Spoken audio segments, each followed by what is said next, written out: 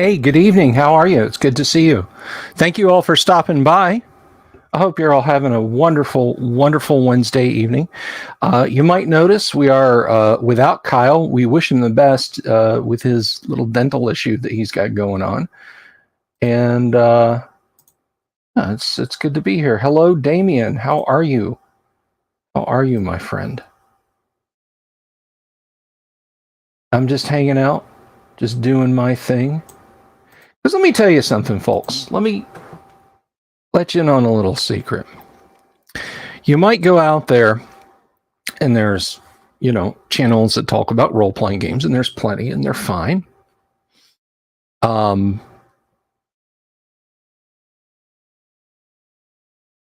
I'm here live 5 nights a week, sometimes 6, if the situation merits it, right?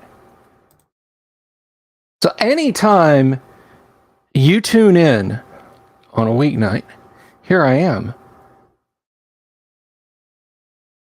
How are you? Greetings, Luther Pendragon. Good to see you. Here to make you mad again tonight, I'm sure. But anyway, so tomorrow night is going to be awesome because tomorrow night we have a guest on the show. Sky Hernstrom will be here. Now, if you don't know, I'm going to put up links. There's going to be all kinds of links and stuff you can click, you can check out for Sky's stuff. You can find it on Amazon. I will link to his publisher, and everything's going to be groovy. And he's going to be here. He's going to be talking about his writings. He's going to be talking about classic tabletop gaming. I'm really looking forward to it. Hello, GR. Welcome. Good to see you. So yeah. I'm really looking forward to that. So I hope you guys are too. I'm excited about it. We had a pretty good game last night. Speaking of events on the stream, and Kyle, because Kyle sat in on our AD&D game, and that was lots of fun. And we got to see how, or that is, you guys got to see how an actual member of the show, a cast member, perhaps a staffer here on the Delver's Dungeon, actually gets his D&D on. And that was pretty cool. Hello, Mobius. Good to see you. Michael Connor, hail Red Lobster, unbreaded. Beware the Ministry of Truth, absolutely right. Has anyone ever made an RPG based on Animal Farm or 1984? No, but I would imagine that 1984 has... The closest you come to 1984 probably is Paranoia by West End Games. But it is black comedy, and a lot of stuff is played for laughs. Paranoia. Have a little massage.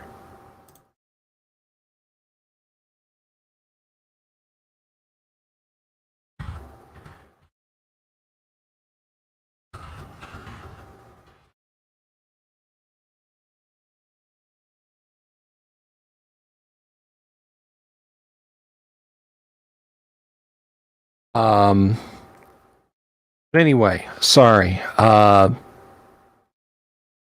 get back to where I was. Paranoia. Animal Farm. Hey, it's kind of really in the same vein when you look at the when you look at what was like one of the Stalinist lies told in Animal Farm. All animals are equal. Some animals are more equal than others. Well, like your or your ultraviolet or whatever, the top tier of society members in Paranoia, as they talk, all citizens are equal. Yeah, but they're more equal than everybody else.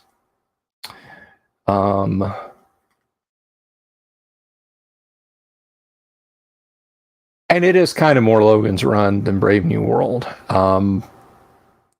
But I don't know if anyone's ever sat down and said, here's a 1984 role-playing game, here's a Paranoia role-playing game. I've tried to run situations like that, but without the comedy, it's too stultifyingly depressing for most players to really want to engage with. And I can't say as I blame them.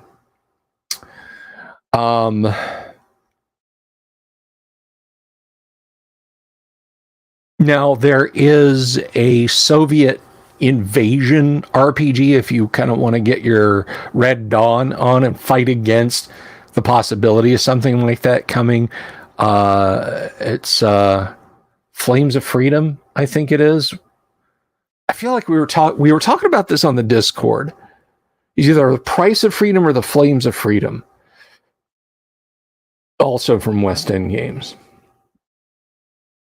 But they sort of deal with a Twilight 2000-esque scenario, but rather than, you're slugging it out with, the remnants of the U.S. Army are slugging it out with the remnants of the Soviet Army in Central Europe, in Poland.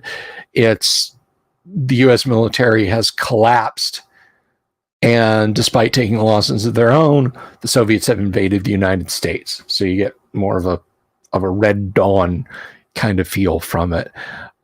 So there's not so much Stalin-esque or North Korea like, Ministry of Truth, Panopticon, constant spying, hauled away to the Ministry of Love kind of thing, as it is, hey, we're gonna hijack that Soviet truck full of RPGs and then blow up the Russian barracks on the edge of town and strike a blow for freedom.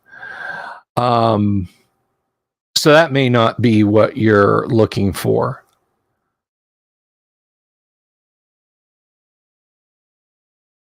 Gamma World without some comedy is like Aftermath. I understand, it says Robert Phillips. Sort of.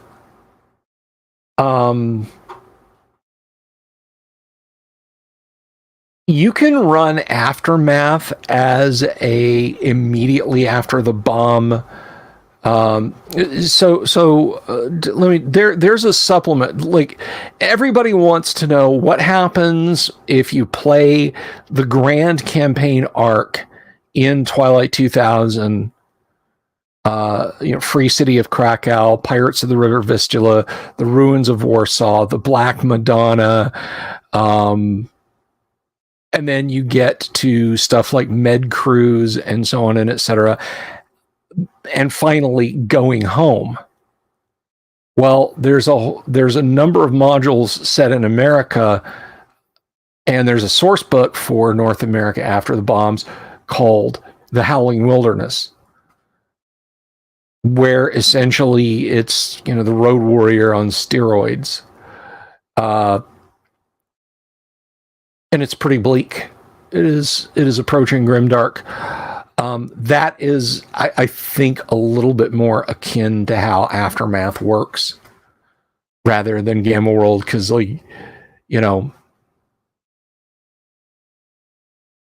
you're just, oh, wow, I get exposed to radiation, so do I gain psychic powers or life leech? No, you just die of leukemia in 4 years.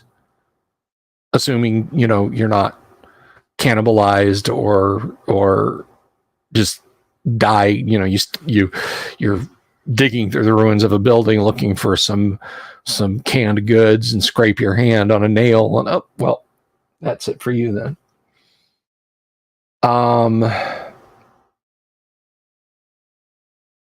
Hello, Ricky Maru. So that's more your Aftermath, Twilight 2000, Howling Wilderness. If you don't like stuff like the Blash and the Zeeth and Yexel and combat robots and stuff like that around, but you kind of don't want to have, the Road or Damnation Alley maybe something that's a little bit more akin to Mad Max, you might try out the Morrow Project. The Morrow Project, and we've talked a little bit about it before. I think if you guys wanted, I would get the PDFs and we could do an overview of the Morrow Project. But the Morrow Project is an interesting premise because what it is, there's a philanthropist who basically builds a private army, and he is able to kind of fit himself in at levels of the federal government to make it so that he can essentially build a private army. Well, this private army is stationed all over the United States, and they're put in cryonic sleep. And they have light armor personnel carriers, medicines, weapons, computer gear, all that happy stuff. And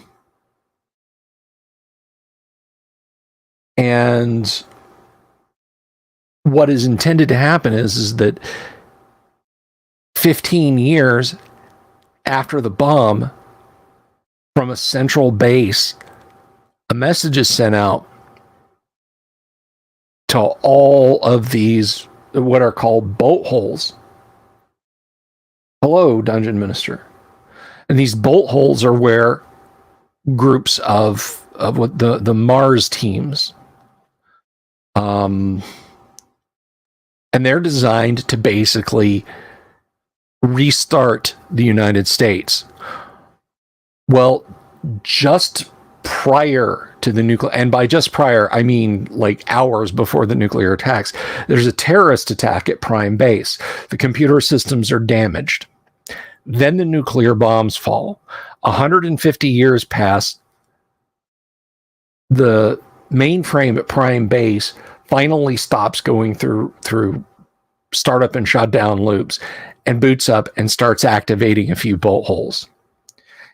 Your characters wake up not 15 years after the war, but 150. Now they've got a shattered world, a truly shattered world that they can try and deal with or not. And the punchline is that the fellow Morrow, who started the Morrow Project,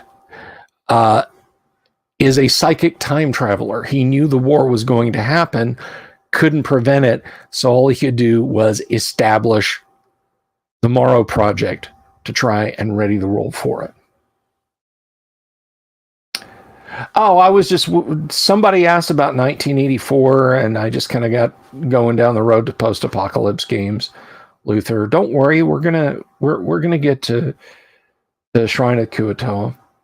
It's gonna happen. And then you can start getting mad at me. That's right. I'm taking the scenic route. An RPG. Yeah, looming threats of nuclear war. Although, with looming threats of nuclear war in the 70s and 80s, we got stuff like Aftermath, After the Bomb, the Morrow Project, Twilight 2000, and they were pretty popular.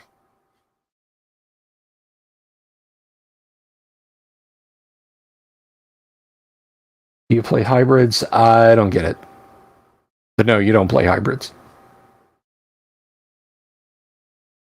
But anyway, yes, we are going to talk tonight about Shrine of the Kuatoa. And Luther Pendragon's probably going to hate it. But we're gonna talk about Shrine of the Kuatoa. So we talked about Descent into the Depths last night. A great module that is very challenging for DMs and players alike. It is a framework on which you can assemble your imagination and have lots of fun doing that.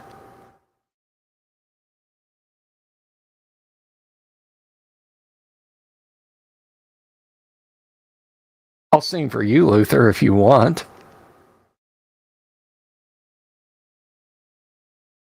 But here 'tis, Shrine of the Kuatoa. And yes, we're gonna be putting it up on screen.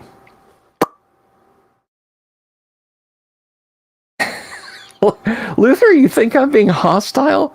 That hurts me deeply.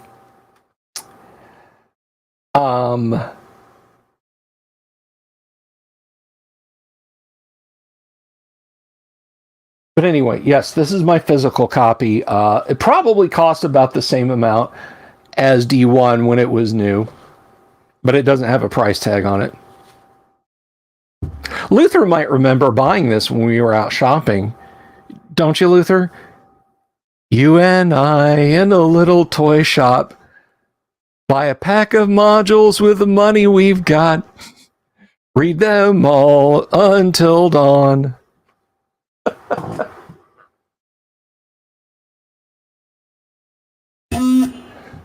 Anyhow, moving right along. But after your players have gotten through D1, assuming that they get through D1,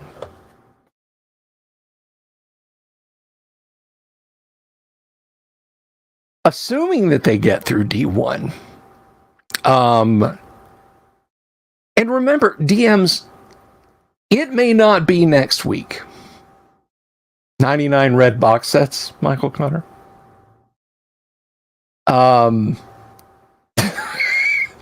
Man, Luther, you are salty tonight. But assuming that they get through D1, and it could be a while, they could run it just straight through in just a few weeks. They could wander all over the map. And if a guy like me or a guy like Kyle is running D1, they could be there a long time. But when they get through, there is a hurdle between they and the Vault of the Drow. Not Drow. The Vault of the Drow. And it is the Shrine of the Kuatoa. Now, here's the first interesting bit of trivia. If you didn't gather it or you don't know it from reading it before, the Kuatoa are fishmen, fish beings, fish people.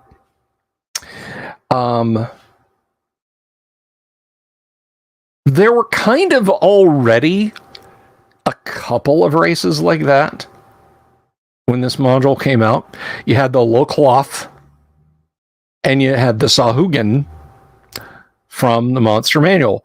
Why Gary didn't just go with one of those two species, I don't know.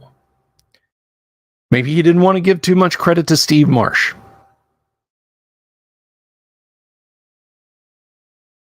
Fish persons.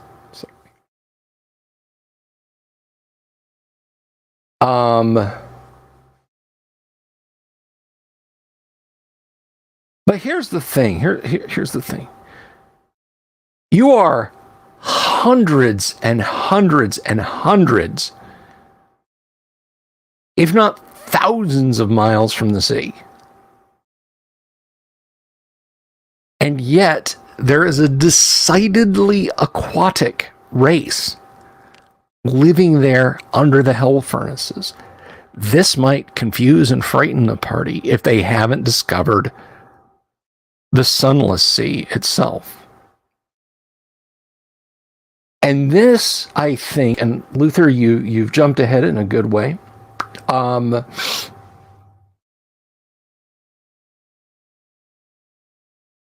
This is very Lovecraftian. Now, we talked about the weirdness in G1 and in G3.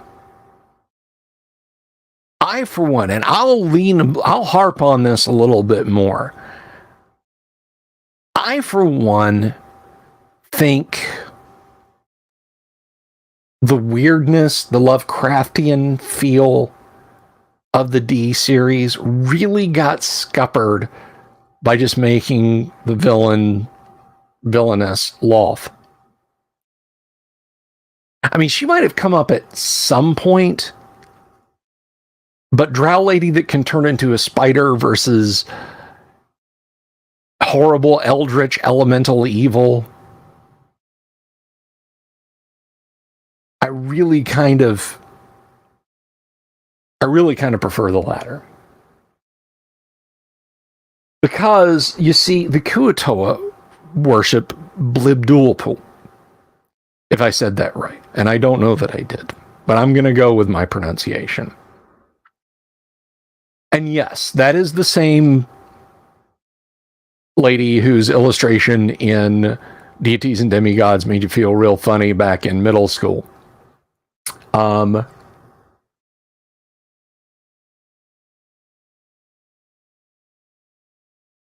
So there's definitely some strange stuff going on in D2. I'm not criticizing the module at all. I'm saluting its weirdness.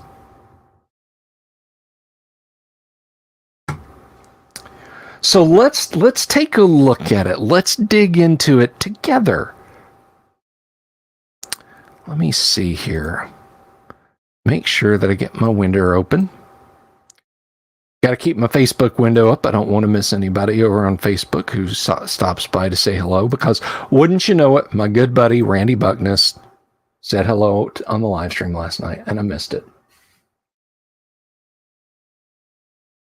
All right, let's bring that up. And let's go over here. Okay, so here we go. Here we have the module itself. I'm going to move you guys over here for a minute. Then.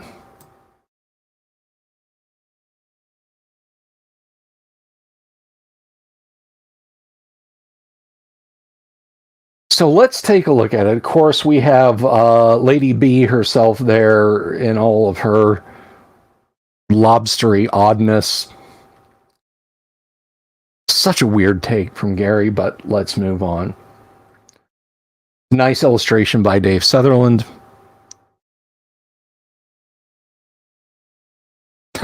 The troglodyte Warrens were already a zoo. Weirdness can be a good thing or a bad thing. I think it's both. I think good and bad can be both good and bad, if you follow my tautological meaning there. So let's dig in. And this is an OCR scan. So while I can't highlight stuff, there might be some weirdness with kerning and that sort of thing. But you know what they say? To everything, kern, kern. There is a column, kern, kern. What? Anyway. So we get a little...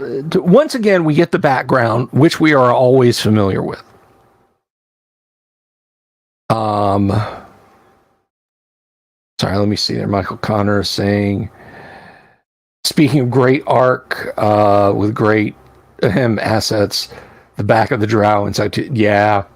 We're going to have to watch that when we start flipping through D3. So we know the background to this point. But there is something important here. Caution. This module is designed for players with experience, both game levels and actual knowledge. This experience should be coupled with a high degree of actual skill. If your group has successfully adventured in the 4 previous modules, Steading of the Hill Giant Chief, Glacial Rift of the Frost Giant Jarl, Hall of the Fire Giant King, Descent into the Depths of the Earth, or merely done so without undue difficulty in the last named, the first of this trilogy, they should perform well here. If your group has not had the opportunity to adventure in this previous modules, you should caution them with respect to the following. They should have an average level of not less than 9th, figuring multi-class characters as 2 or 3 levels higher than the level of their strongest class. The expedition should number at least 6 and be balanced as to class, with at least 1 magic user and 1 cleric in a party of 6. I think 6 is far too few unless you're talking about 12th, 13th, 14th level characters.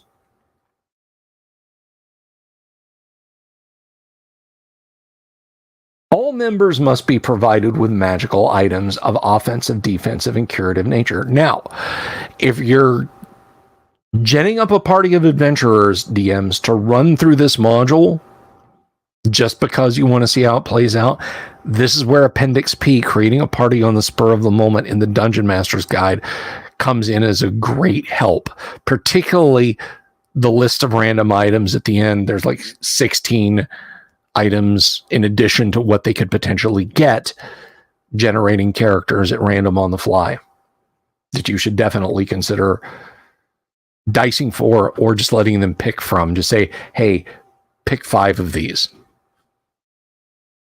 The expedition should number at least 6 and be balanced. We already said that. All members must be provided with... Okay, we already said that. Inform your players that they can feel from the pressures and magnetic forces prevailing in this weird underworld that teleportation will most certainly not work, and short of use of a powerful wish, they are committed to going and returning in the same manner, afoot and braving the dangers of random monster encounters, as well as the evil inhabitants of certain areas. Which really, it makes sense. I mean, at this point, you are under miles and miles and miles of ferric rock, right?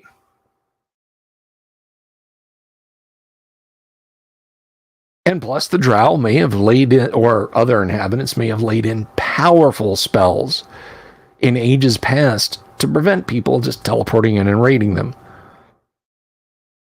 But be equitable about that. Don't give high-level drow magic users like the ability to, like, oh, you guys can't teleport, but they can. Sorry, too bad.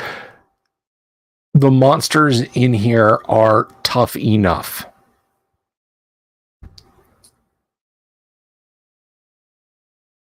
And I love number 5. Number 5 is one of my favorite statements in all of D&D. If they do not wish to take a few risks, their characters should stay home and become shopkeepers or farmers. I quite like that. Oops, let me... Y'all can't see my smiling face. Move me over here. So let's talk about DM notes. Travel along the system of subterranean passages will be at a slow rate because of the slippery and often slanting terraced floors.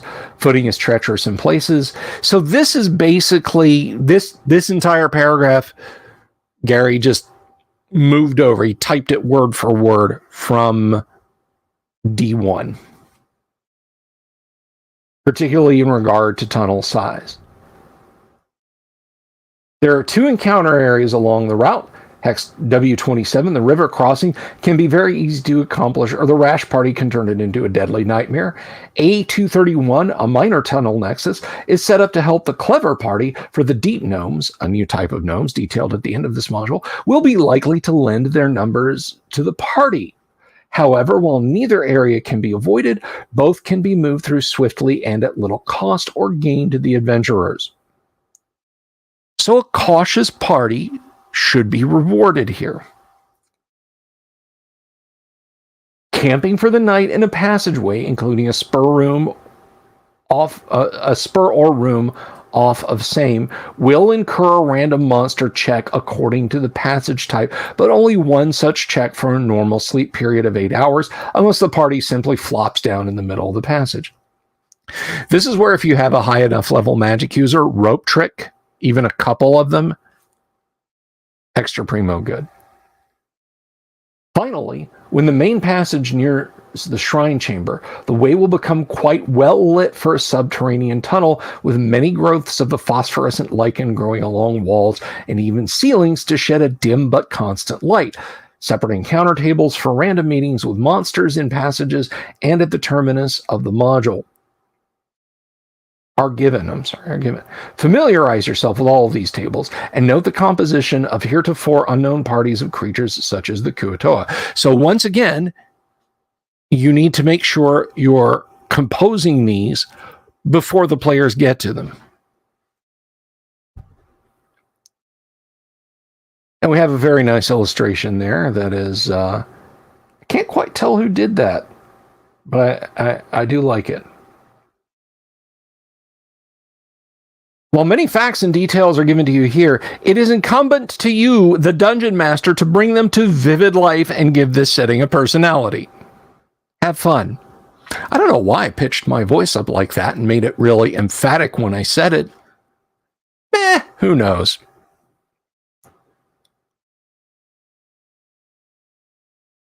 So then we have the random monsters, and again, we have... this is very like the random tables in D1, but you should absolutely...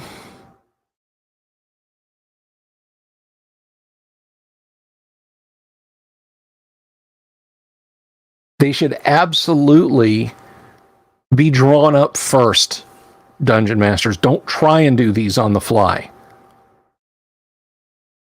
Some of them are kind of easy. Fire beetles, average hit points. But the Drow Merchants, Kuatoa and War Party, bugbears with 25 to 30 slaves, etc. So all this is fairly boilerplate to the first one, with some notable exceptions. Kuatoan clerics, for example.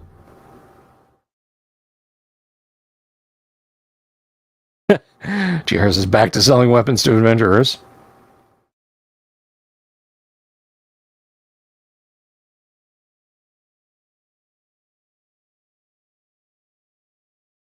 So we have secondary and tertiary passages.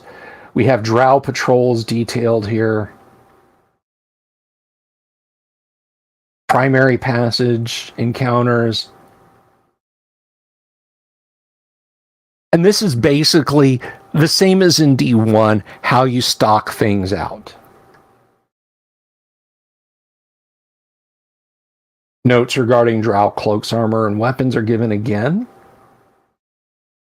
And now we're outlined the Kuatoan war parties. 24 second level fighters armed with shield, dagger, and spear. 8 second level fighters armed with dagger and short bow, and so on and etc. Then you get to the really nasty stuff, being led by 4 third level fighter assassins armed with dagger, spear, and garrote. A 7th level cleric assassin armed with a pincher staff. See section of Kuatoa people at the end, and garrote having the same spells as a 7th level cleric with a party of that ilk, except as a 2nd level spell, he will have hold person rather than speak with animals, and tongues rather than protection as his 4th level spells. And then there's the Kuatoan cleric party. Cure light wounds, light, hold person, and then the 7th level cleric. Bless, detect good, detect magic, then hold person, or silence 15-foot radius rather, snake charm, speak with animals, dispel magic, prayer, protection from evil, 10-foot radius. Now, you might wonder if the Kuatoan are evil, and they are, why they would have protection from evil. They don't like the drow. They think the drow are degenerate monsters.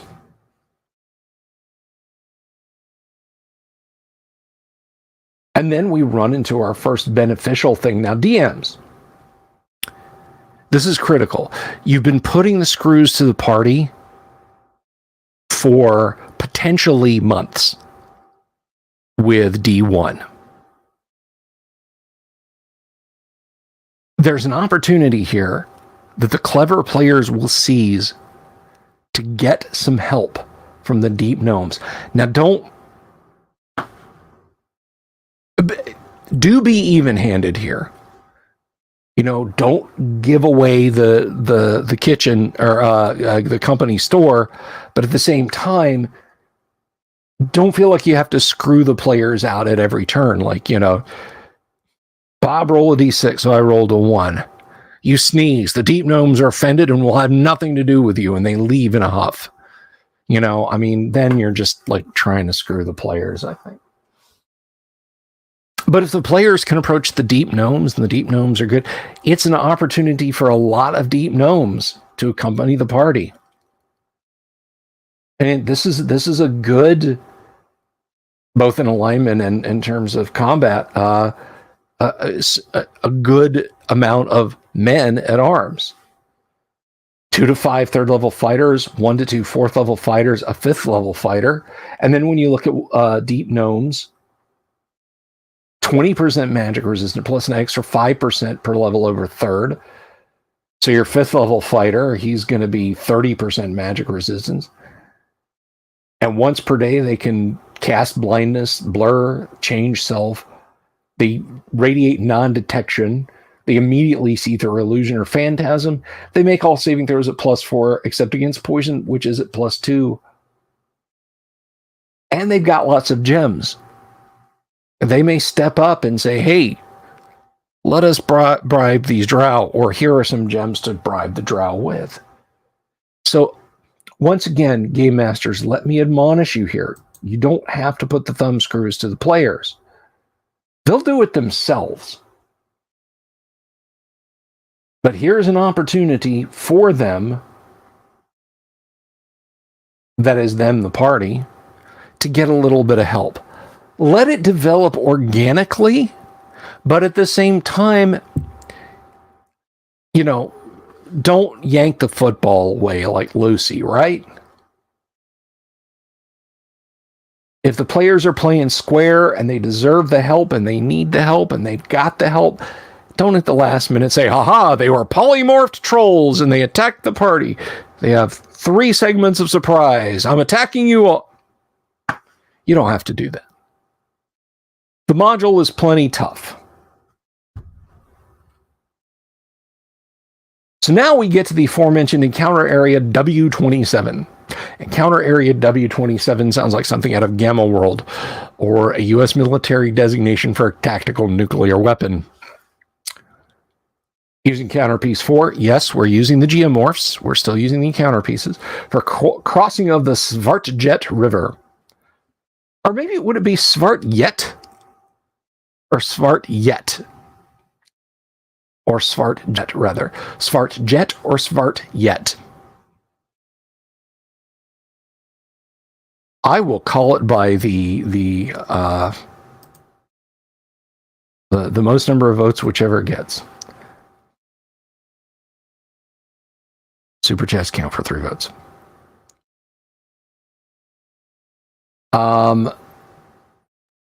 So here, there's a barge operated by a Kuatoan of great size and strength, 18 double nuts, a rogue monitor, armor class 0, 90 hit points, with 18 dexterity. He is quite chaotic and a bit insane. He is at 13th level for purposes of attack and saving throws.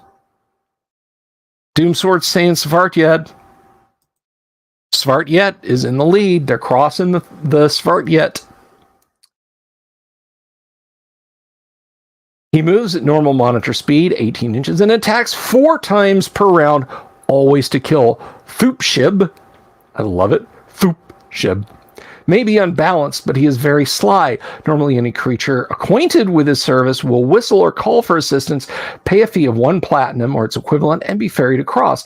The solitary Kuatoan does not care who or what he transports. If the barge is threatened or attacked, he will leap into the Svartjet and summon his only companion, a giant gar over 30 feet long with armor class 2 and 65 hit points. It stays just upstream from the crossing area, and if it is urged on by Thoopshib, it has a 15% per round chance of upsetting the barge. The gar will bite for 7 to 28 hit points of damage 80% of the time anyone is in the water there, 25% if walking on the water, and only 10% if levitating or flying up to 20 feet above the water. The noise of the river will mask the sounds from the hearing of Kuatoan, but bright light in the cavern will certainly attract his attention. He will come forth and offer in the common speech of the underworld to take the party across for the proper fee each. Each time he repeats the offer, and it will not be understood by the party without magical aid or an interpreter, he has a 10% cumulative chance of going berserk and attacking.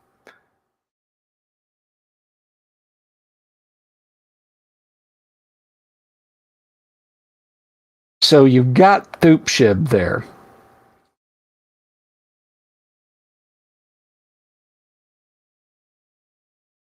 He's got treasure So that's really all you bump into at that point.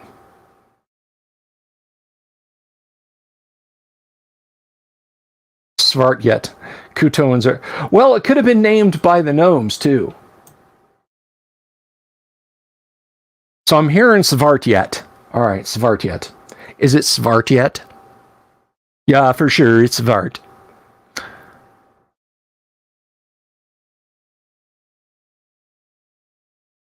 So he's got some extra healing potions you're going to need. A poisonous cloak you're not going to need. A gold sphere, a 9-hit die fireball from a necklace of missiles. He's got a grenade.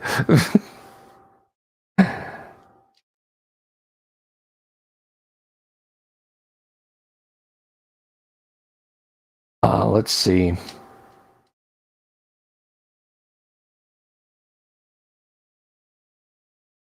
Then we've got encounter area A231.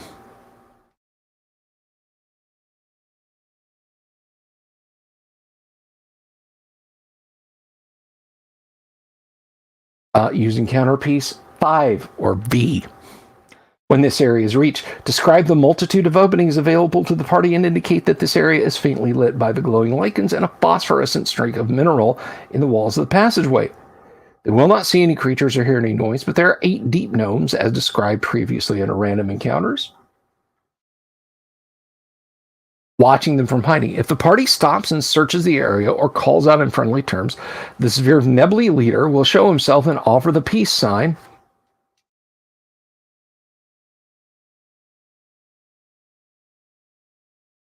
Recognizing the party as creatures from the upper world. He will converse in sign language or speak normally if some magical means of communication / understanding is available. If the adventurers offer not fewer than 100 GP gem per deep gnome and agree to going halfies on any other taken, the Svirfnebli will certainly agree to accompany the party to the shrine cavern. The deep gnomes hate the Kuatoan people as much as they despise the drow, and this group has spied upon the shrine, for they are prospecting in the area. As they have just taken the last gems from a vein here, they are willing to get others from their enemies. Naturally, the small fighters know the passages well, and they have small secret passages, which allow them to spy upon the shrine from high on the walls or from above. And then we kind of, get into the deep gnomes and whatnot.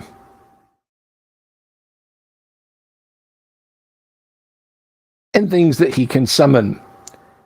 It's most likely going to be a 12 or 8 hit die earth elemental. Let's see, if he did that right now, what would we get? 13. And an 8 hit die earth elemental. And they also have gems. And they have their various magic powers. Interesting look at how tall gnomes are compared to humans. Assuming he's human.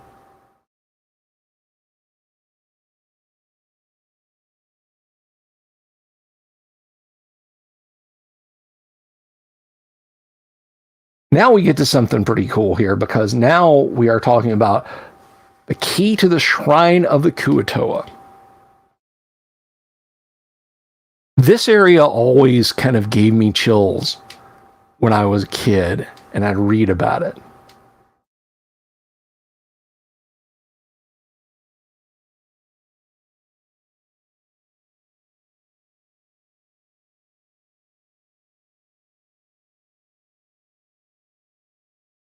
Sorry. I heard something up there on the ceiling. So, spot the heck I'm talking about. The first time I ever played the Elder Scrolls Oblivion from Bethesda Softworks. First of all, I like Oblivion. It's not as good as Morrowind. I don't think it's as good as Skyrim, but it's still a solid game. In the game Oblivion, if you're not familiar with it, Oblivion is basically hell. It's kind of like the sort of Judeo-Christian image of hell.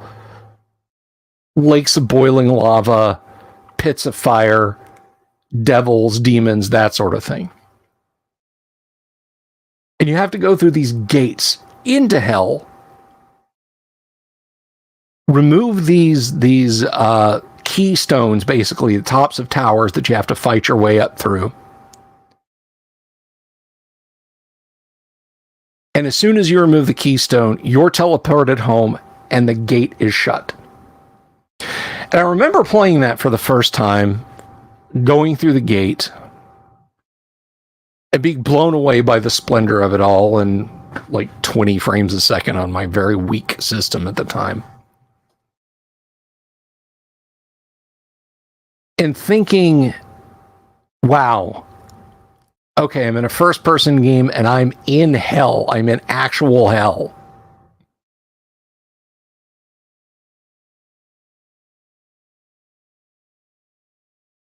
Luther, I don't know. I studio, I guess. I mean, it's a half of a garage.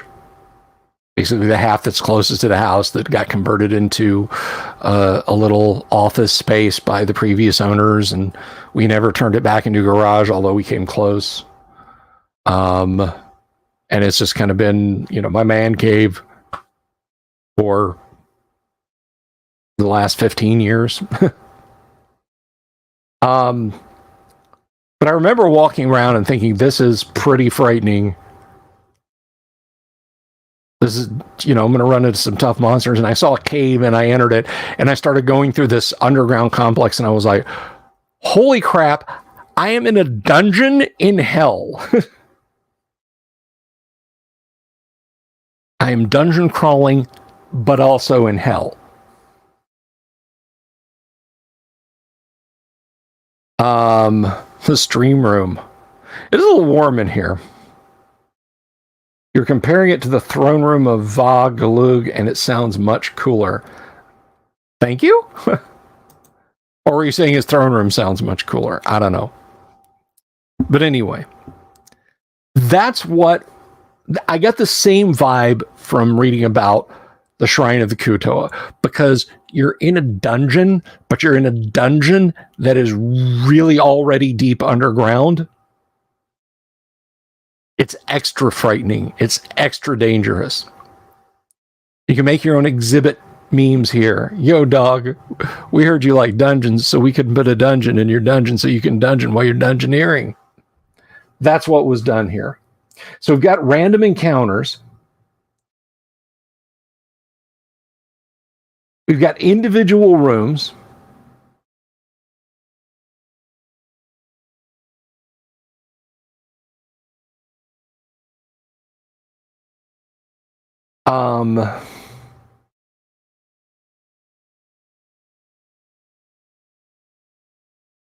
Barracks full of guards. And I'm going to show you guys this map.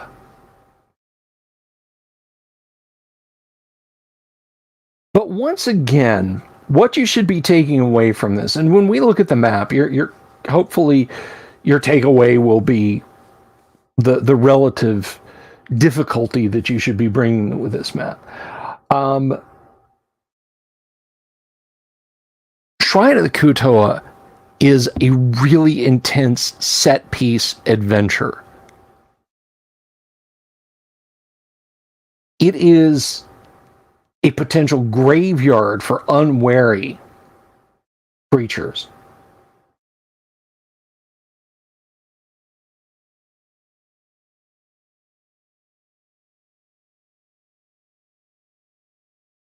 We've got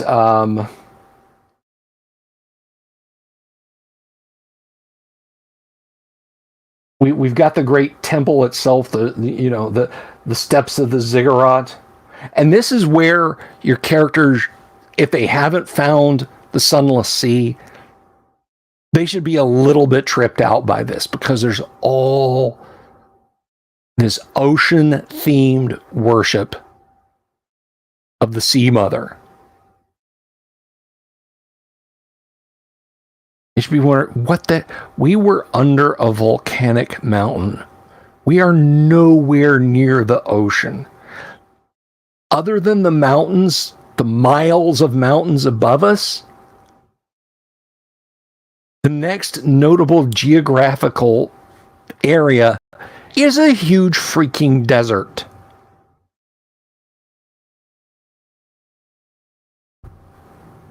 And yet here, in the depths of the earth, an ocean shrine.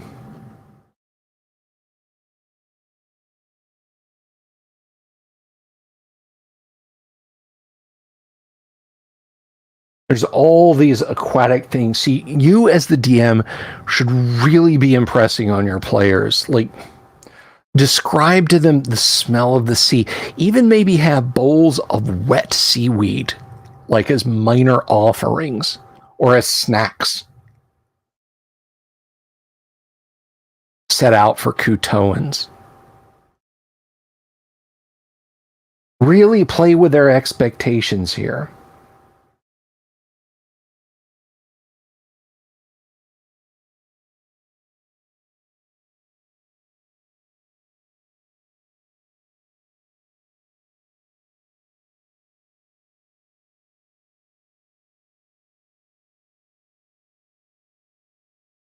Now, here's something that your character, an unwary player can potentially condemn themselves here. Area 4, Idol of Blibdoolpoop, Sea Mother. Upon the summit of the ziggurat stands a malachite statue, 20 feet tall. It appears to be a nude human female body with articulated shell covering the shoulders and a lobster head and claws in place of the expected human head and arms. The right claw is open and raised. The left is open and held out about 8 feet above the floor of the tier.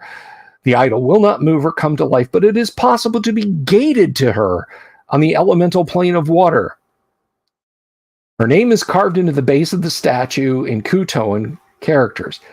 If the extended left claw is grasped while the individual stares upon the altar, and her name is pronounced correctly, Blibdoolpoop, then the creature is immediately transported to the deep waters of the plane where the Sea Mother holds court. If the individual cannot breathe water, he, she, or it is immediately in Blibdoolpoop's debt for having the goddess save the individual from drowning by magic spell. The individual coming before the Sea Mother must offer the goddess from 10,000 to 60,000 gold pieces value in pearls, or double that amount in gems, or risk the wrath of Blibdoolpoop. She will grant a small favor to the individual making an offering, and then return the individual to the altar before her idol. Those without offerings are Gias quested not to harm or cause to be harmed or aid in the harming of any worshippers of the Sea Mother. They must further contribute 60,000 GP and gems to the shrine, or bring in a number of drow elves whose combined levels equal 1/100th of the gold piece value for sacrifice.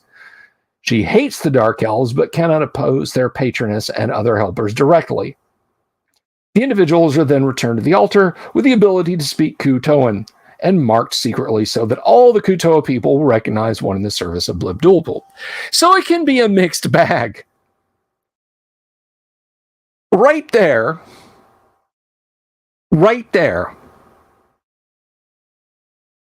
you can find yourselves, unwary party members, can find themselves standing in front of naked lobster lady and her waiting on pearls and gems and sacrifices. But it could potentially work out. So if your parties are able to, through divination, augury, guessing, sort out what is to be done here, they may want to carefully weigh it. And if they wind up in front of the Sea Mother, particularly if they're lawful good, it's going to be an interesting time. See, this is not just a simple Gygaxian monster encounter where it's like, you touch the claw, 50 Sawhagen, or 50 Kuatoans teleport in to fight.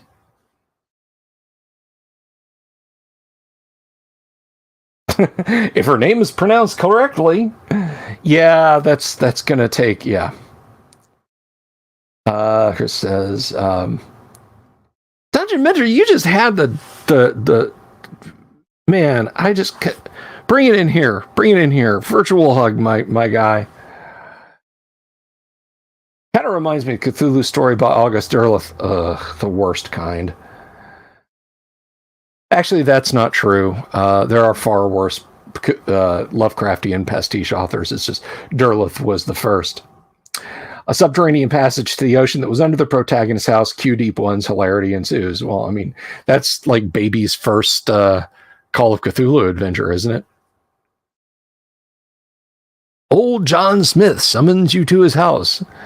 There on his kitchen table is a copy of the Necronomicon. He hasn't been seen in weeks, etc., etc.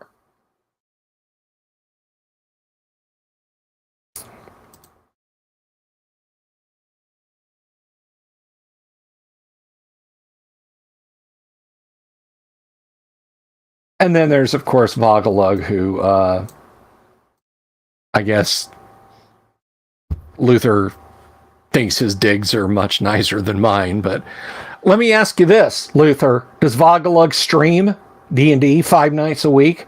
Oh, he doesn't? Well.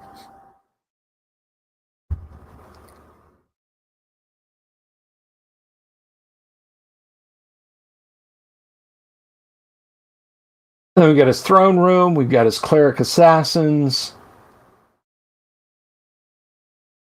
And then we've got Vogelug himself, who's using up to 5th level spells of cleric. I mean, plane shift, true seeing.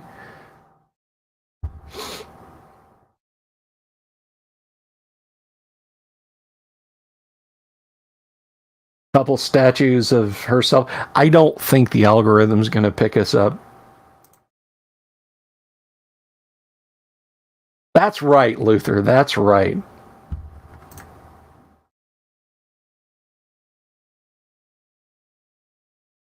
Pair of speed boots.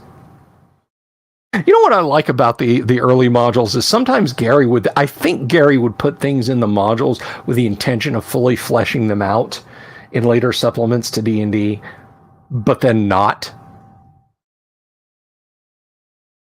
So, there's stuff like, what's a cold wand, Gary? You mean a wand of frost? I mean, there are people who have gotten righteously angry. Like, well, clearly a cold wand, as described in the monster manual, being the effects like what a ogre mage can cast. He just means a cold wand. Or he just means a wand of frost. Well, no, he doesn't. It means it goes around and around and around.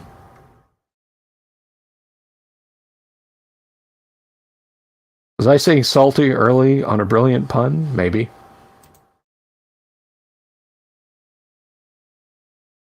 A ring of protection, a trident of submission. Now that's interesting because that ring of protection has charges for saving throw purposes before it is totally drained and useless. So it only works 3 times. For saving throw purposes, that is.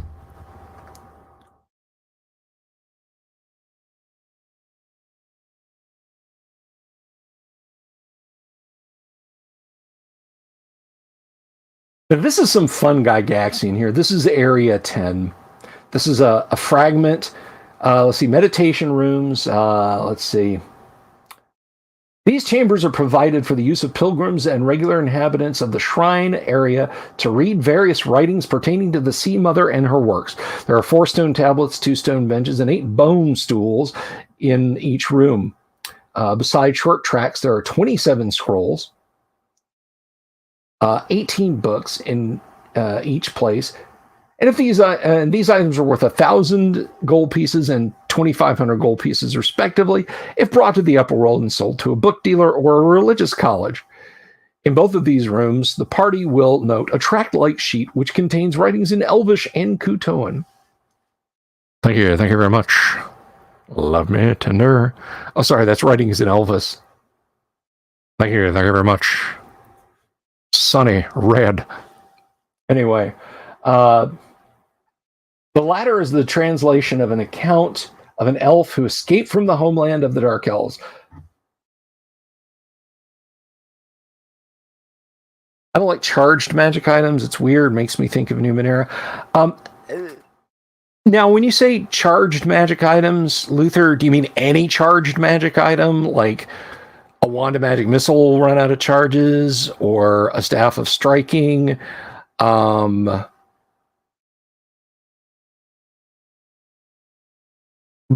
I mean, there are things that run out of charges. But the magic ring running out of charges, I kind of agree with you. Like, its pluses shouldn't go away. And a magic sword, a flaming sword should never lose its ability to flame unless, it's disenchanted in some fashion or another. But an item that has charges, like a wand, like a rod, staff, or wand, or something that says specifically this has charges, those should go away. But I digress. I just love this little bit of Gygaxian here in the module. And I quote, "And these degenerate filth continue to consort with all manner of foul things," and smear destroys several words. "But this does not mean that they are particularly watchful for trespassers. Any wearing the cloak of sickening," another smear here, "can move freely about, and the merchant clans and noble houses employ all sorts of servants and slaves who roam through the black and debauched city of," smear, "the brooches. Most of these abominations worship the disgusting creature they call Mother of Lusts, and if only I could..." The fragment ends here. So we have a little Lord of the Rings-esque Book of Marzabal fragment there. And it's just lying in a dusty chamber, probably not really touched by the Kuatoans. Your party may not even find it. But if they find it, there's so many tantalizing bits. If there's so many tantalizing bits in here, that if a party finds it, it can potentially be very helpful.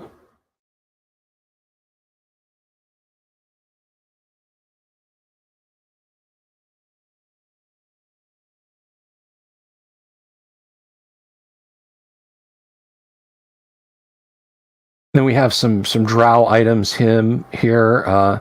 2 brooch-like pins, one with a pair of silver daggers inscribed "Ever Hate."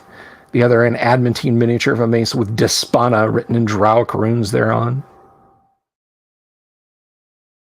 Then we have the slaves. You can try and free some slaves here. Deep gnomes. Orcs. Yes, orcs.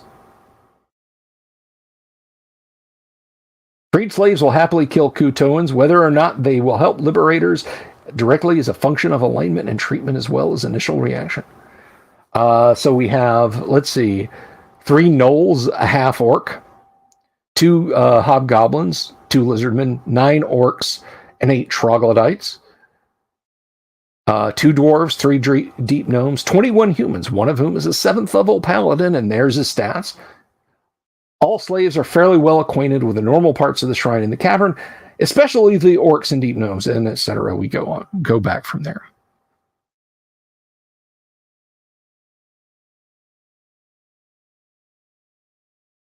Well, Luther, you're free to play another role-playing system, because that's what AD&D uses. Let's see. We have the meditation rooms, fragments, the training rooms, fighting instruction rooms, 2 5th-level fighters, troops trying net and spear versus the same, etc.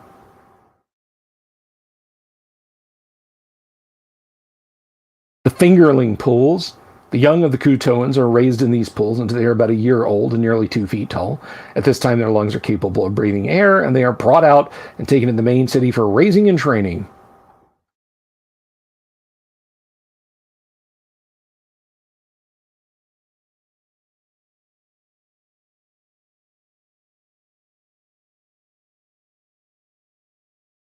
And this is, it's a simple drawing, but I actually like Trampy's Little fingerling pull. There's one sticking his hand up. Aren't they cute when they're so horrible? You just coax them into the wok. A little bit of oil, some garlic, some butter, lemon juice, breadcrumbs. Oh, no, wait, sorry. My apologies, Michael Connor. No breadcrumbs there.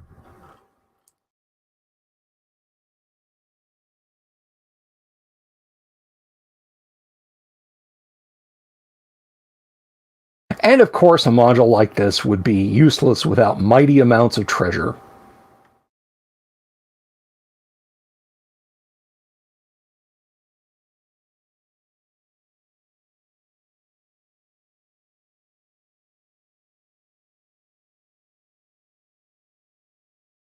All kinds of treasure. We have an armory that does have some drow items in it, but they're old and corroded, so they're useless. I can understand them not touching it. But here's an actual treasury, 110-pound copper ingots. 20 of those at the bottom contain platinum. Their weight will give them away, as they are 25 pounds each. A coral coffer worth 1,000 gold.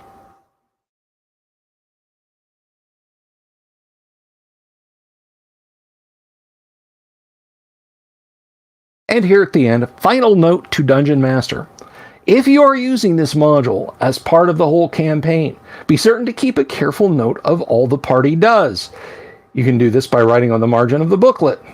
Any opponents which escape attack by the party will give warning to their masters or fellows if possible, particularly drow, Kuatoans, and their more intelligent servants. However, the chaotic nature of the Dark Elves precludes the chance of organized search for the party, so at best the drow will be aware of intruders and more watchful and suspicious. The Kuatoans are not numerous enough to mount a major search effort.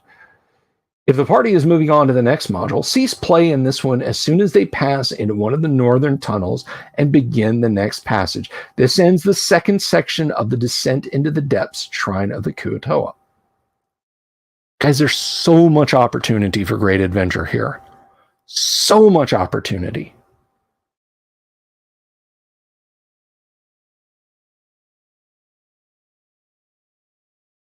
Now, this repeats what was said earlier about the large-scale hex map of the underworld, and how you might want to populate it with your own set pieces and encounters. And you should. Remember, D1 and D2 can be a hell of a thrill ride. Very meaty and very fulfilling if you're willing to put in the work. When I say these are like your master's examination, they really are. Not that D3 is any easier, quite the contrary. D3 is at least as involved as D2 is. And then we have small map pieces. We have new creatures here, the Kuatoa. If you're not familiar with them, I mean, they're not in the monster manual, so we kind of get into them now.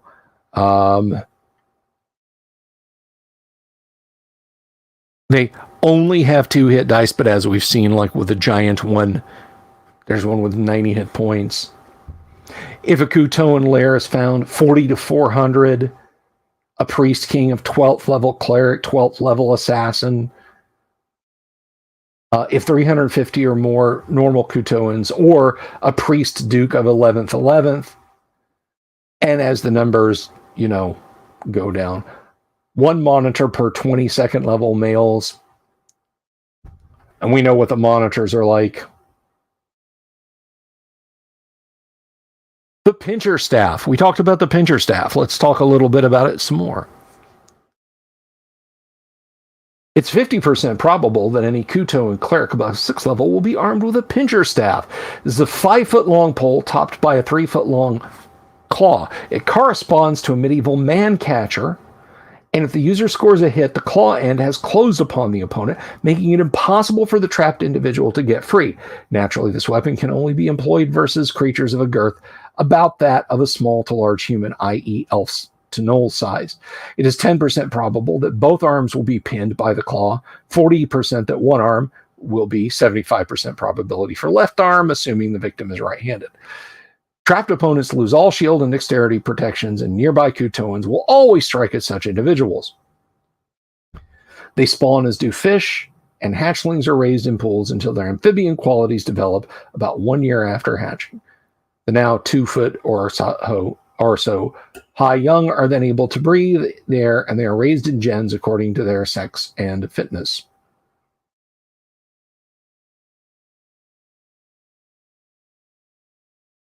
And we go very deep, no pun intended, into your Kuatoan societies, slaves that they'll have, that sort of thing.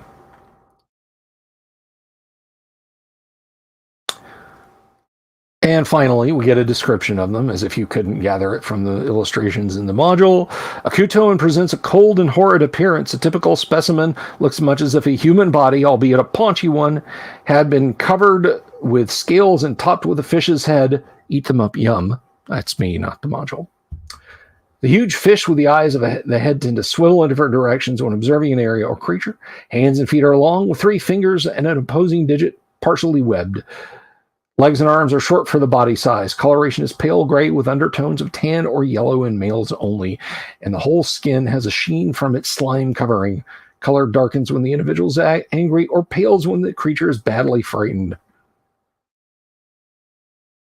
And then we get into the Svirfneblin. Am I saying that right? Svirfnebli? The deep gnomes. They have all kinds of fun abilities, as we have discussed earlier. Here are our map geomorphs. There's the river crossing there. I tell you, the lines in hand on that really makes me wonder if Errol Otis didn't do it, but I could be wrong. Could be Dave Sutherland. He loved doing maps. And here is something that deserves a very good look. Look at the density of encounters here, guys. I mean, you have the shrine here. I'm just kind of circling it with my mouse. I don't know if you guys can see it. Right here. All these apartments, all these potential encounter areas. More of the same over here, spawning pools and whatnot. And then here's our underground encounters. And a lovely piece of art by DCS of a rust monster turning a shield into a bag of Doritos for itself. So that is D2. Next, not tomorrow night, because Sky Hernstrom. But next we're going to look at D3, the Vault of the Drow, where things take a turn for the even more dangerous. But the delightful weirdness of D2 is so enjoyable.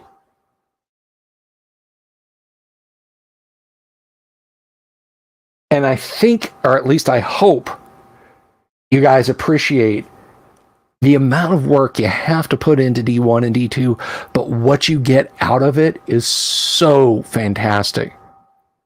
A vast underworld with these creepy fishmen at the end, whom you may actually find yourself not aligned against if things go weird on the altar of old Lady B.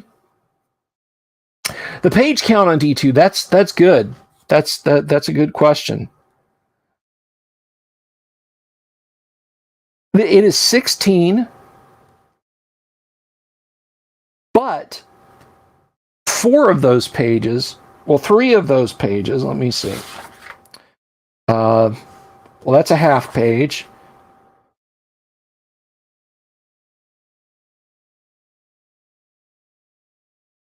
One, 2, 3. So 3.5 pages are monster entries. And then they always count this as a page. So that's 11 pages. Let me see. I think we may have a total of a page worth of illustrations in here.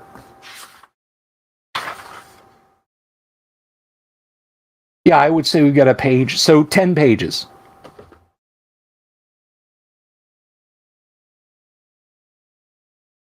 10 pages, and there is a lot. There is a lot crammed in there. I mean, you said it right, Dungeon Minister. There's a lot crammed in there. And you, as the DM, going with the different encounters and different hallways and filling it out, you can probably triple or quadruple that amount of information. Maybe not page count.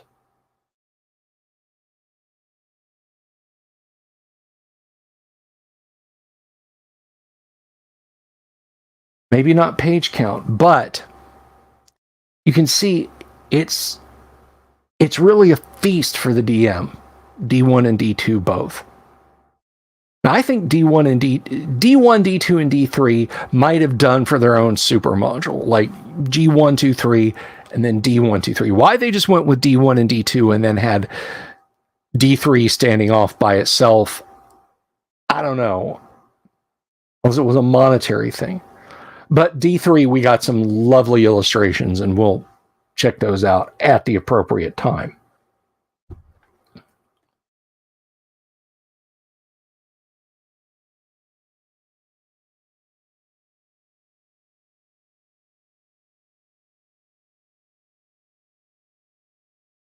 Exactly so, Dungeon Minister. You could run it 3 times and make it 3 separate adventures. And I'm going to...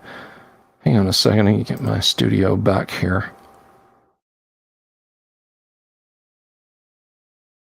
There we go. You could make it 3 separate adventures, and it would be completely different every time.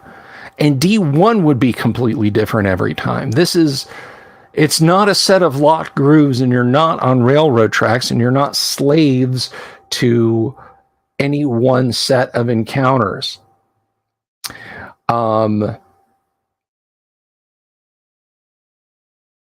So it really, really is a fine coupling of adventures. And the first one, it builds such tension. And if the players do find the Sunless Sea, then when they encounter the Kuatoans, they'll go, ah. And they might wonder about it a bit more. The Sunless Sea, that is.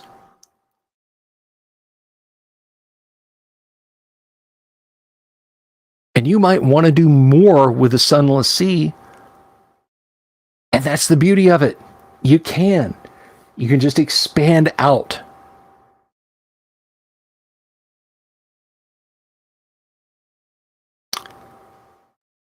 See here, I have a message.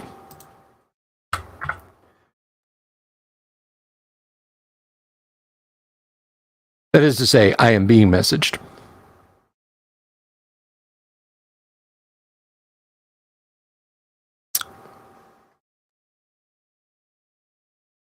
So,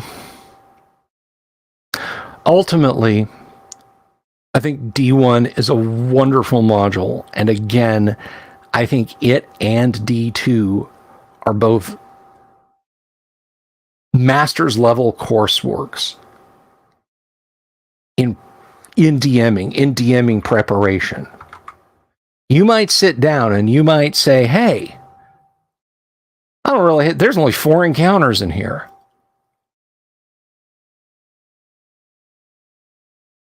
But ultimately, I think you're doing yourself a disservice if you're not rolling up your sleeves and digging in and populating that whole world.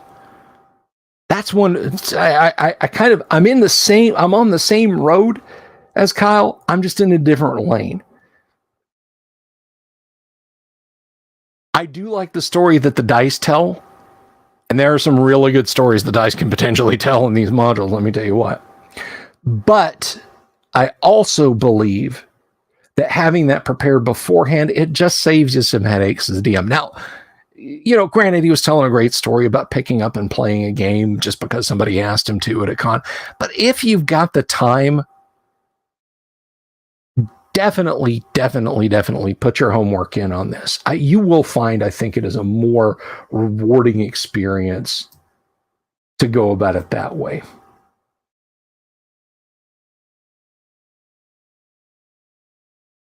So ultimately, when you're done running these, and again, I told you guys about Paul Stormberg, just the one encounter with Asperdes in D1 taking like that being a 9-hour battle.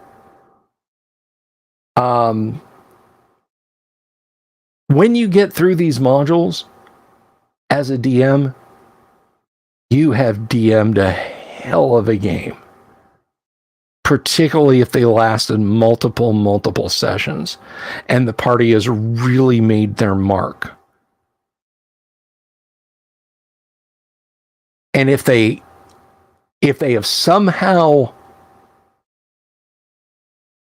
let the bad guys get the word to the drow, which is very likely, and you do that Kurt Russell and Tombstone thing, tell them I'm coming and I'm bringing hell with me. Oh, GR, absolutely. The Wandering Monster table could change the did you mean favor or flavor? I think either works. But you can definitely change how the adventure is going to unfold with just a single die roll. Does the party encounter some rust monsters they can throw a handful of iron spikes at and walk around? Or does the party run into a hostile beholder and potentially see a couple of valued members get disintegrated on? Now, something you could have even more fun with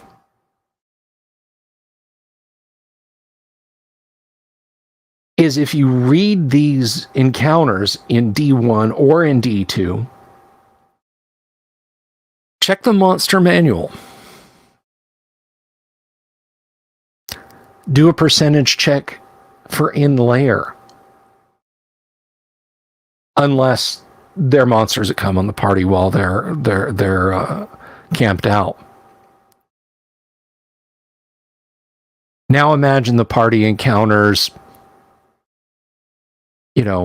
mind flayers in their own cavern complex in a 1 mile hex. How big is that going to be?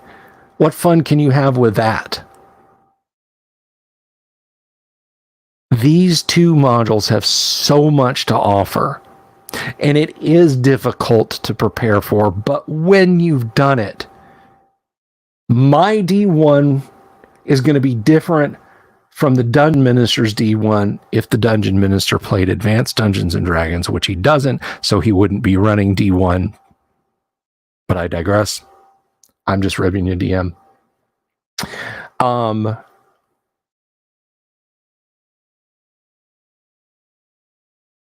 But it differs so much, even from another great sandboxed adventure.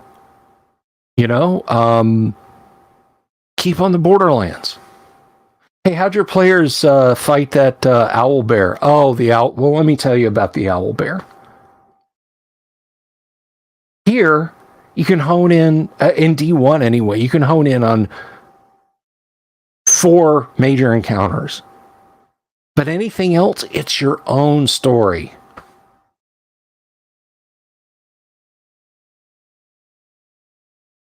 I'll get you playing AD&D one of these days, Dungeon Minister. I will, Ben. I will. But it's your own story, guys. And with just a little bit of this and a little bit of work in the notebook or at the keyboard nowadays, you create something that no other DM has before them. It's only for your game. And that makes it both wonderful and terrifying. So D1 and D2, the next couple of modules we're going to look at. The next couple of modules we're going to look at are, of course, going to be D3 and then Q1. That's a little ways down the street.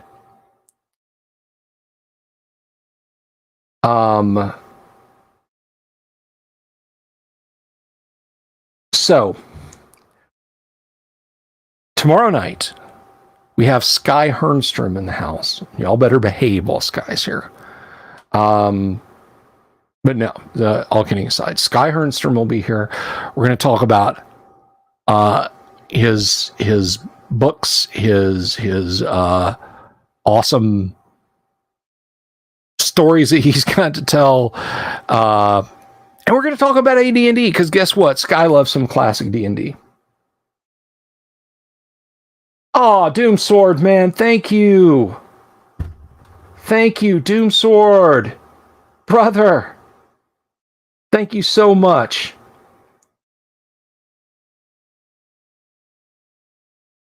I really appreciate that, man. I do.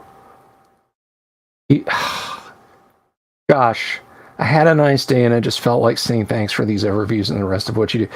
Thank you, Doom Sword. That's awesome. That is, man, I got the best community around here. I really do. I really, really do.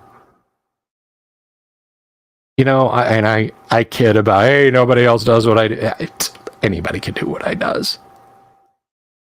And there are lots of great. I have a great D&D streamer, well, YouTuber right here in the discussion, Dungeon Minister. Are you guys subscribed to Dungeon Minister's channel? Go subscribe to Dungeon Minister's channel too. Sometimes we get Yang Yan Zhao on here, and he talks about RPG stuff too. We're part of that D&D cinematic universe.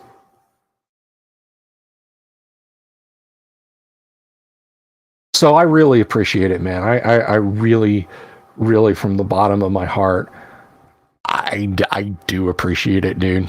I absolutely do. That's very decent of you, and that's very thoughtful of you. So thank you. Thank you. So who'll match him? No, I'm kidding. I'm kidding.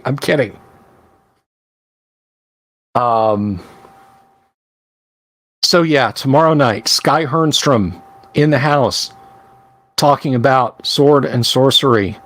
I'll have all kinds of links to Sky's books. We're going to talk about AD&D. We're going to talk about music. We're going to talk about writing and art. And yes, Luther, please subscribe to Dungeon Minister. If you're not subscribed to Dungeon Minister, go subscribe to Dungeon. Get him up over 1,000 subs now. Which, speaking of which, we probably have a lot of new subs who may be tuning in for the first time now, and new subscribers, because it's really jumped up. It's into the 1,050s now, and thank you guys for subscribing. So if you're new to the channel, if you've picked up from, you know, because I leave comments all over cool stuff that I find on YouTube. Like I've said before, I'm a big fan of Clownfish TV. Dungeon Minister, really, that was like the retro rocket boost that got me, you know, in the orbit. I'm just like putzing around my office one day, and, you know, I got his video on, like you do, and he's off telling everybody what a great channel I have, and I can't thank you enough for that. An online mass. I'm a Protestant. I'll be there. But no, it's been a hell of a fun ride. So welcome to you new folks. This is just part of the goofiness that we do night in and night out. And Doomsword, again, that's just, you rock. All of you guys rock. Let me tell you something. If you're like, oh, this is, well, I got a super chat to, you know, get spoken to or something, that if you're subscribed to the channel, it helps. If you come here episode after episode, after I have an episode, and watch the live streams, that's awesome.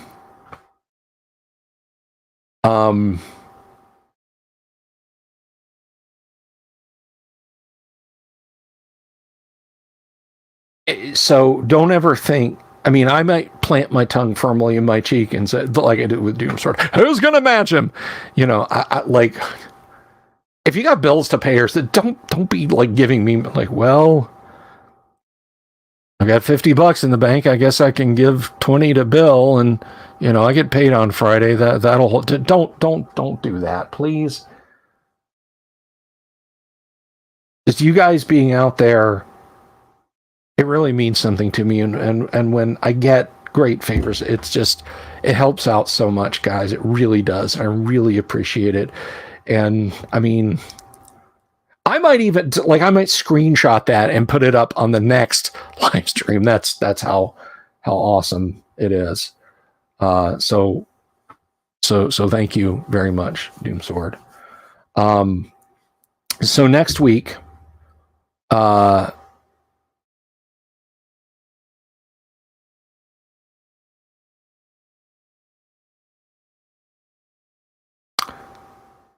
let me see here, because we do have some guest lineups coming. Let me just pull my notes up here.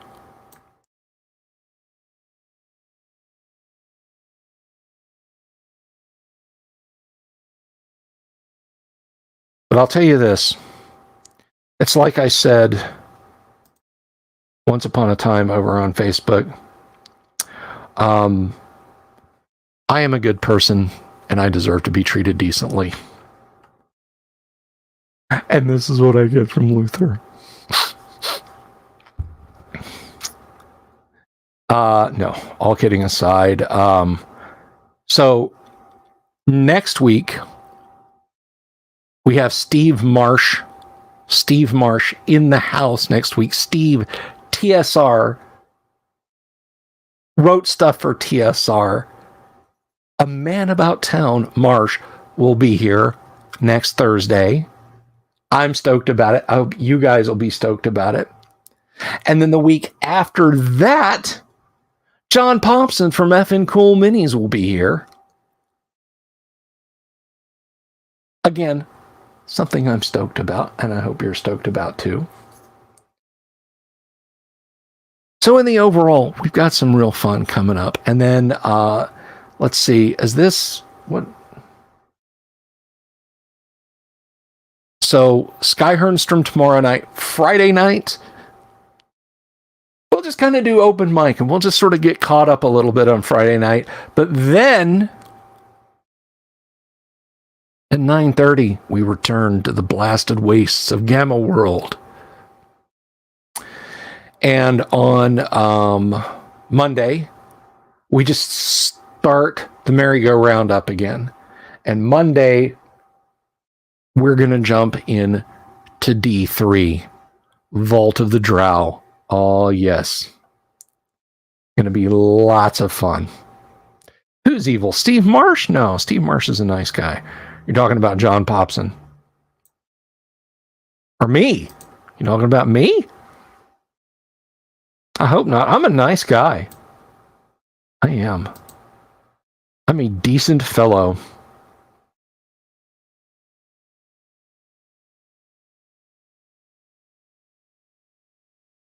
But anyway.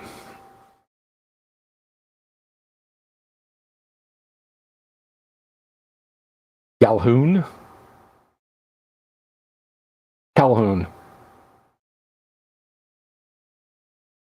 Okay.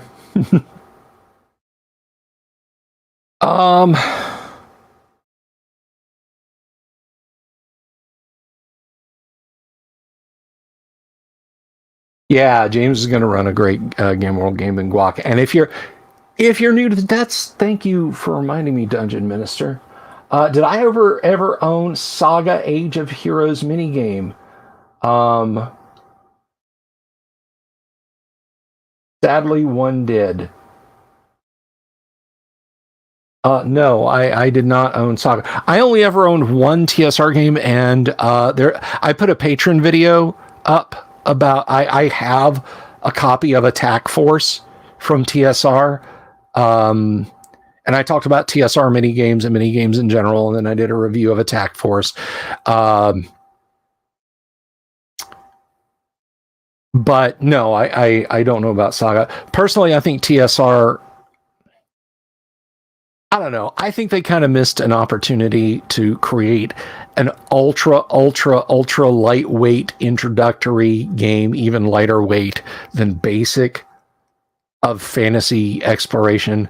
But I think maybe they didn't want to create like a $5 competitor to their flagship products, rather than just the self-contained one-off games. Like, they didn't want to create a Dragons of Under-Earth or Lords of Under-Earth or Melee or the Fantasy Trip or whatever, which is what Steve Jackson Games and Amarillo Design Bureau and other companies that were putting out pocket games were doing.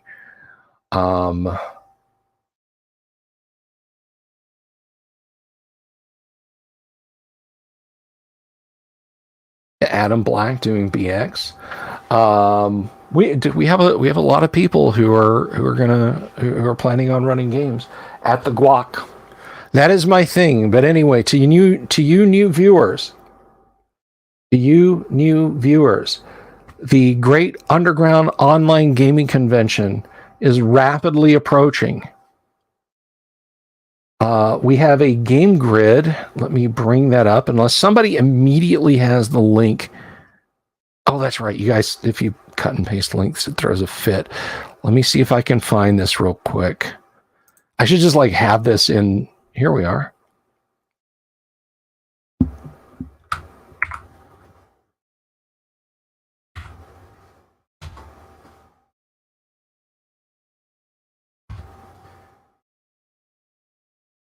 So go to Band, and you can sign up for games, and you can sign up to run a game. My games are not up for sign up. I didn't want to jump in and start dumping my games into the grid. I want to give you guys a chance. I'm probably going to, this weekend, I'm going to put my games up. I have to be realistic about it. I mean, it is my con, and I do intend to have a presence there, but like, if I run anything on Saturday, it's going to be like 8 p.m. Eastern till midnight or 1, because we have a Girl Scouting event in the day on Saturday. Goodbye, Luther. But Thursday night and Friday night, I'll be running events, and I will probably run a couple of events on Sunday also. So who knows, maybe by then I won't have this deep thrombosis inducing chair, which is actually causing me physical pain right now. And one thing I am going to do without a doubt is and that it may be Saturday night, or I may kick off Thursday by doing a board game demo, because I'm going to do Dungeon and Hero Quest and Space Hulk.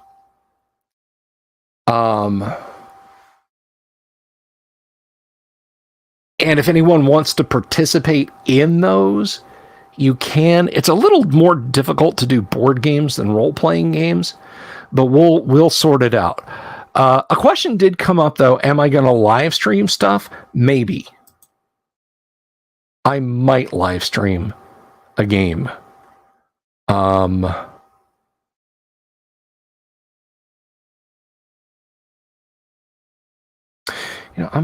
me see here. What this is, the Great Underground Online Gaming Convention. Back when I had about 600 some viewers, and I wanted to have more viewers, I threw down the gauntlet and said, I will run a live stream D&D game if I hit 1,000 viewers. And then I said, no, I'll run a few games. I'll do a games day. And then it was, I'll do a mini convention. And now it's just kind of become a full-blown convention, which other people can do stuff in and enter games in. Dungeon Minister has some merch too. Let me see if I can find this real quick. Dungeon Minister has created some merch. I need to pull his email up. So if you want a guac pint glass t-shirt, baseball hat, golf ball washer, Roomba, keyboard, gaming mouse, car cover, floor wax. Dungeon Minister has got you covered with all this awesome merch. Let's see.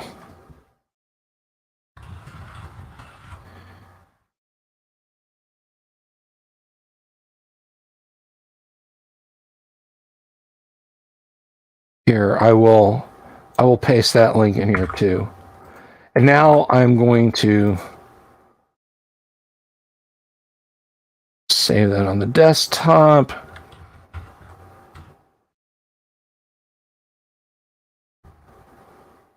I'll share this with you guys. Thong. Oh, it is on the band page. Cool. Well, here it is. For anyone that wants to just jump straight on it now. Thank you for sharing that on the band page, Dungeon Minister. Ouch. Ow. No, I'm not grabbing my chest. I'm grabbing my shoulder. I was fine until I was stooped over this damn table. It hurts. But anyway, you guys can get yourself some convention merch too. All proceeds go to getting me a bowl of actual guacamole. And because it's the Dungeon Minister who's put it together, you know what that makes it? Holy guacamole. Oh, they can't all be winners, guys. But wouldn't it be nice if at least one of them was?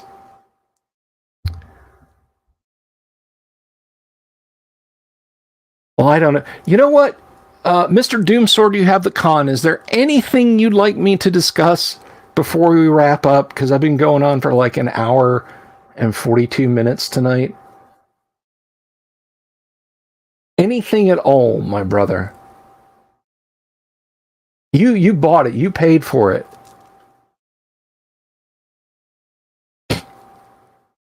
Good. Good. I'm reaching you, Dungeon Minister. You still find the Stray Saga minigame pieces around your house? Well, for goodness sake, don't tell Luther Campbell he'll break into your house.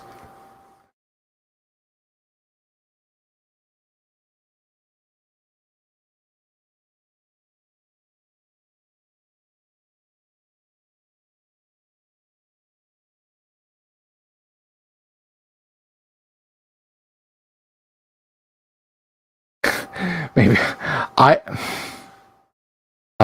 I love crepes,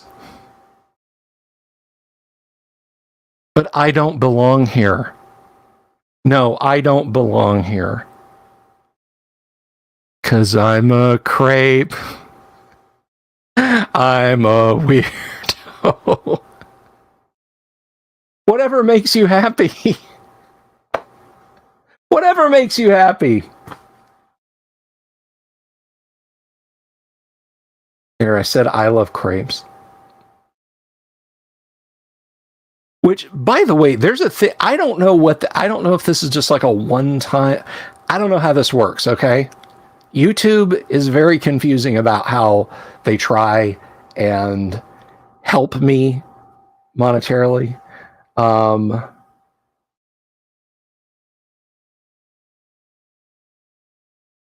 know what crepes are. But I accidentally made some one day. They were inedible.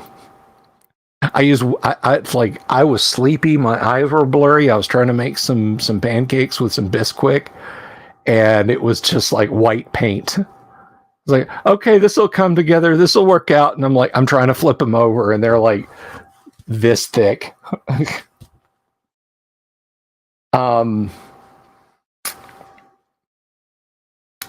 But anyway,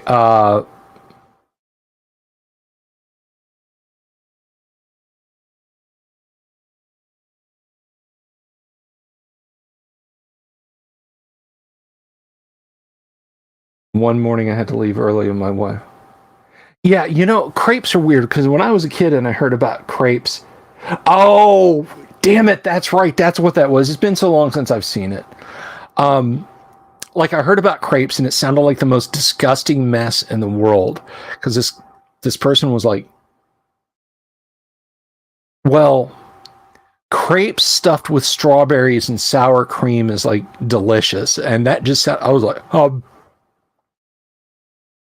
And then I had some. I never want to eat anything else again. I mean, I have to, but it was tasty.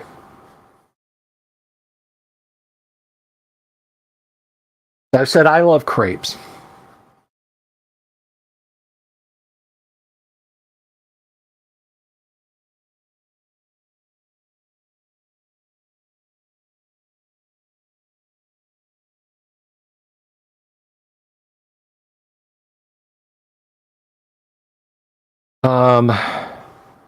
I shared the merch link for the con, guys. I'm sorry, guys. I did a whole lot of yard work this afternoon before the show. I'm kind of running out of steam. So tomorrow night, please be here for Sky Hernstrom's show. Friday night, Gamma World. Resting this weekend. Coming back Monday. Coming at you again on Monday with a ton of stuff. But before I go, I do have to take a moment, because I do this. And I want to thank the people who support the show, because we are on Patreon and Subscribestar. That's what I was going to say. I got distracted by something shiny. I have, you can thank me on YouTube. I don't know what that if you click that and it's like, how much do you want to give him? And you're like, no, I don't want to do that. Just close it. I don't know what it is. I don't know what it does, but it's like, do you want to turn this on as part of your monetization? Okay. So I did that. So that's there now. I am going to do YouTube subscriptions, though. That's coming. As soon as I figure out how to get the adventures that I'm planning to release to patrons and certain tiers of Subscribestar members through YouTube to you, that will come, but not until I can make it equitable across all. But I want to thank Joshua Garlock, Lord Corion, Ricky Maru, Mobius, Kevin Reynolds, Doomsword Deathmaster, Mark Simpson, Damien247, James F. Keck, William Smith, Dungeon Minister, Manny Wall, Mark Corey, Kevin Wood, Todd Sharp, Carnivore Farmer, Rob Can't Say That or I'll Get Demonetized, Jeremy Rule, Bo Ganora, Mikey Mank, and tomorrow's guest, yes, he's a patron too, Sky Hernstrom. Thank you, all of you guys. And thank you, everyone who just shows up to watch the show and sits here for hours on end. Thank you all. I really appreciate it. When is that chair coming? Probably the day after I'm diagnosed with collapsed herniated discs, because that's like when things work out for me. But thank you guys all very much. Y'all have an absolutely wonderful night. I'll see you tomorrow night. Peace out.